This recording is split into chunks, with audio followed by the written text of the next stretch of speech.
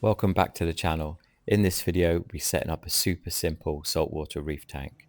This is a UNS Nano Reef Aquarium. This setup is ideal for beginners starting out in the hobby or reefers that just want a second tank with more fish and corals. This is a step-by-step guide into setting up this UNS 80-litre reef tank. I've been reefing for 24 years and I've set up over 10 tanks in that time of reefing, and I'm getting better each time when setting up a new tank. In this video, I'm going to show you how I do it, hopefully without the uglies. On my channel, I have a video setting up the 5-foot Red Sea Reefer 525. This is going to be very similar in how I set this up, but a more in-depth step-by-step guide in how I set these reef tanks up.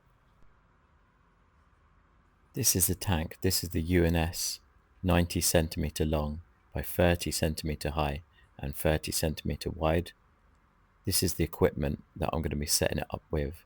I've got a wave maker, I've got a return pump and a heater controller. The first thing you need to do, and this is very important, you need to level the aquarium. You need to make sure that this is completely level, especially in quite a long tank like this. As soon as you put water in it, you'll know if it's level or not. For lights, I've gone with the AI blade. This is 39-inch, and this is beautiful. It's so sleek and low profile. There's no fan on it as well, so it's dead quiet. Yeah, I'm really impressed with the AI lights, the blade. I've set it up quite white so you can see what's going on in the video. The UNS come with a return pump, but I've upgraded it. This is the piece that it comes with, and you can see the hole is really small. That's going to restrict quite a lot of the flow. This is the one that I brought, so this is the upgrade. This is the Aquascaping, and this is 1,000 litre an hour, and I've hard plumbed it in, so there's no restriction to the water when the water's going back into the main tank. It only just fits in the last chamber. It slides down there, and then I will connect the random flow generator, which comes with the UNS systems. For the heater, this is an Aquascaping 100-watt heater. This is slightly overpowered for the system. It's a titanium heater, but it will also need a controller to control it, as it doesn't have a thermostat. Looking in the baffles, this is where you can see that this is a real premium product and has quite a lot of room for filters and filter media. This is the last chamber. You can see that I put the return pump in there for now, but I'm going to have to move it because that's the last chamber and the water level will go down in that one, and too much of the heater will be exposed to the air. This is the heater controller. This is Aquascaping as well. It's got quite a nice viewing panel, display panel. It's quite big, so you can see the temperature all the time. It's got 2 plug sockets, one for the heater and one for a cooling unit in the summer. Okay, I think it's time to fill her up. I'm adding fresh RODI water to the aquarium. I make this water myself in my garage. I've got a 7-stage RODI unit, and the water comes out at 0 TDS. What I'm doing here, about halfway, I check for leaks. Just make sure that nothing's leaking. I also check to make sure nothing's moved, because once you start filling it up again, you're not going to be able to move it. Going back to the water that we use for the reef tank, I use the best quality water that I can. All good fish shops will sell RODI water, and their water is normally pretty good. Or you can find other hobbyists in the area that also have a marine tank. They'll probably happily sell you some RODI water. I've turned on the return pump, and you can see already on the surface, and it's quite a good little pump. There's no noise coming from it at all. The heater's also on as well. I'm just going to check the overflow, and you can see the water coming through the baffle there. It's quite a good height. There's no sound coming from it. That bleeping noise you can hear is the heater controller, as the temperature is quite low. So the pump's going at 88% and the temperature is nearly 13 degrees. So we're going to get that up before adding the salt. Adding salt to the aquarium. This is tropic marine salt, and this is really good high quality salt. And it's like making a cake. All I'm going to do is add it to the scales, and it's 40 grams per litre, and then add that to the tank. I've gone for 70 litres here because I want to undershoot it a bit. I don't want to have too much high salt in the aquarium. It's easier to add a little bit more extra salt than it is to take it away. This is the only time that you can mix the salt in the aquarium as well, because once you have livestock in there, you'll have to do it in a separate bucket. But because there's nothing in the aquarium, you can mix the salt straight in to the tank. And with the temperature coming up, this will mix quite quickly. The salt water is quite expensive. That's why I always do a leak test with fresh water first and not the salt water. And because the tank's empty, you can easily just add the salt. I've also added a spare heater just to heat things up a bit quicker. Also, if you don't want to mix your own salt water, you can buy ready-made salt water from most fish shops. You can put a little wave maker in there to help you, or mix it around like I'm doing here. And you can see how clear it goes. This is 30 minutes later. Adding live sand to the aquarium. I did wash this sand, just one rinse, just to make it a little bit more clearer.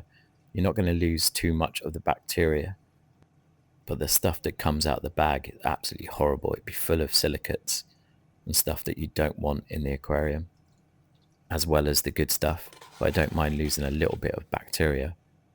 This is definitely key to setting up the tank. You need to start off with sand, in my opinion, especially if you're new to the hobby, because this will help you with the filtration. On my last tank, I had sand in there for over a year before I took it out and went bare bottom. This is my current tank here. It doesn't have any sand in it, but it did for the first year just to keep things stable. And that's the end of the first day. I'm going to leave it overnight to clear. Okay, this is the next day now. This is the morning and it's completely clear. I did put some filter floss in the first chamber and that's just cleared it up nicely. You can see the filter floss just there. Another good design, you can see the emergency overflow. If it fills up too much, it will go over to the other weir. Okay, now it's time to test. The only thing that you need to test is salinity at this point. And this is a refractometer, and this is brilliant for testing salinity. The temperature's sitting at 24.8, and my salinity is at 35 parts per million. It's time to get some life in the aquarium, and this is live rock. You can get this from most reef shops, but this has been sitting in my sump for the last few years, and this is really key and important to setting up. You need to make sure that this is clean, because whatever you put in your tank now is going to be in your aquarium for life, basically. If you put hair algae in now or an aptasia, then that's going to be in your tank. So I always spend a bit of time cleaning the live rock and just making sure everything's good. There's no verminant snails. There's nothing that I don't want in my tank, because the minute you put that in there, that's it. This is going to be the filtration for my aquarium as well. So this is 100% live rock. This is full of life. It's full of sponges and copepods and amphipods. And this is what you need to get. If you're a beginner into the aquarium, if you start with this, then it'd be so much easier to set up. And that's why people are finding it difficult at the moment, because they're going all dry rock, and it's such a hard thing to do, is set up a brand new aquarium as a beginner with no live rock. It just takes so much longer than doing it like I'm doing it here. And I'm starting to see live rock in the shops again, which is a good thing, I think. This is the Aquascape that I've come up with at the moment, but I'm probably going to move it around. And this is the media that I'm going to use to filter the aquarium. I've got some marine pure balls, and these bricks actually come with the tank as well. So they're in. I'm just going to add the bio balls to the sand to let the bacteria spread onto the sand. And these balls are brilliant. I think anybody with a really good reef tank should keep balls like this in their sump. And I have, and I've given them to hobbyists over the years. And it really helps new guys set up a reef tank because it's just instantly seeded with bacteria. Even the shops should keep these balls ready to go from their reef tanks. So the bio balls have been sitting in the sand for a couple of hours. I'm just going to put them in the rear chamber now and put the filter floss back on the top just because it's got a bit of cloudy where I've moved the rocks around. Also, I forgot to mention that I painted the bottom of the glass, so if the sand does get moved around, then it will be white underneath and not black. This is a good time to look at the aquarium and just make sure you haven't missed anything. If you see an aptasia now, you can easily just lift the rock out and you can cut it out and move it. So far so good with the setup. Thinking about what corals and fish that I'm going to put in the system. I'm thinking the goniporas would look really nice in this tank. Or I could put some life source in there. That would really help speed up the life and the biodiversity in this tank. Let me know in the comments if you think of a good fish that I can put in here. I'm thinking maybe pipefish and a nice flame scooter blenny. So this is mud. This is life source from Aquaforest. This is mud from Fiji. And it's just seeded with really good quality biodiversity. There's bacteria and nutrients in there. And I think this will really help seed the aquarium. I'm also going to feed some frozen food. This is to help start the cycle. I'm not going to put a lot in there. I'm just going to put a little bit in there. But because I've got the live rock and the live sand, the bacteria in there needs food. So I'm going to feed it some frozen food. And that will help the cycle of the tank. I've never actually had an ammonium test kit. I know that the tank is going to be cycled within a week. It has to. There's no other choice. I'm using live rock, live sand. It's full of bacteria that from the media blocks and the bioballs.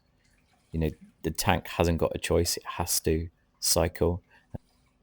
And that's when ammonia turns into nitrite and then into nitrates, which is more sort of not as poisonous for the fish. Ammonia is poisonous to the fish, but not corals. Corals can deal with ammonia. And I'm going to add some corals to help cycle the tank as well. And I did that with my 5-foot. I'm going to leave the life source to do its magic. I'm going to leave it now overnight and hopefully in the morning it'll be nice and clear. So that's the end of day 2.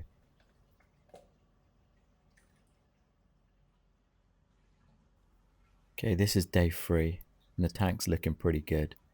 I'm going to add some corals today, and it's not just because I want to rush. This is to help cycle the tank as well. I want to grow corals. I don't want to grow the algae, the nasty stuff. And if you've got corals in there taking up nutrients, then that's what's going to grow and not the algae. This is a red goniopora. I've got 2 of these in my tank and I've just moved this one across. I'm sure it'll be absolutely fine. And if it does start struggling, I can always move it back over to the main display. This is definitely not a starter coral, but this tank was designed to house my goniopora just so I can up the flow in my main display.